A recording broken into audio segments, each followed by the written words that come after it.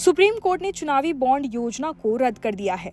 Supreme court ने electoral bond scheme की वैधता को चुनावी देने वाली याचिकाओं पर गुरुवार को अपना फैसला सुनाया।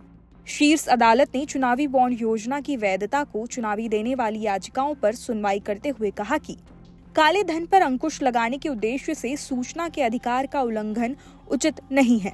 चुनावी बॉन्ड योजना सूचना के अधिकार और अभिव्यक्ति की आजादी का उल्लंघन है। राजनीतिक दलों के द्वारा फंडिंग की जानकारी उजागर न करना उद्देश्य के विपरीत है।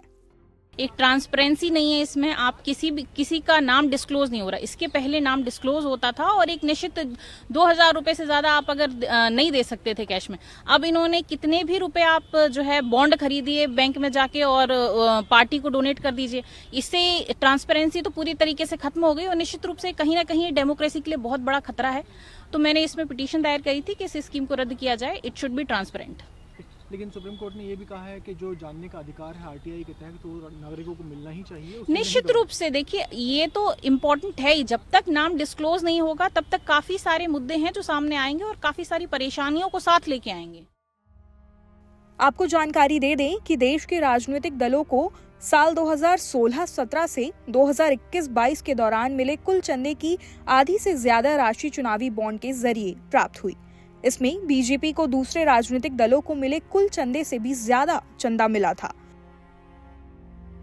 ये दावा एडीआर यानी कि एसोसिएशन फॉर डेमोक्रेटिक रिफॉर्म्स की एक रिपोर्ट में किया गया है। रिपोर्ट में कहा गया है कि 2016-17 से 2021-22 के दौरान 7 राष्ट्रीय दलों और 24 क्षेत्रीय पार्टियों को 16,437 करोड़ रुपए का चंदा मिला।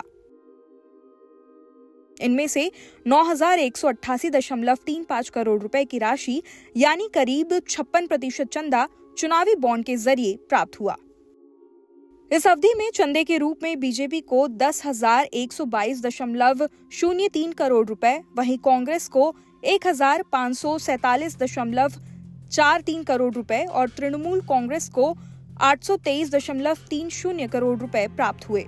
वहीं बीजेडी को 622 करोड़ रुपए, डीएमके को 431 करोड़, टीआरएस को 383 करोड़, वाईएसआर कांग्रेस को 330.44 करोड़ रुपए का चंदा मिला था।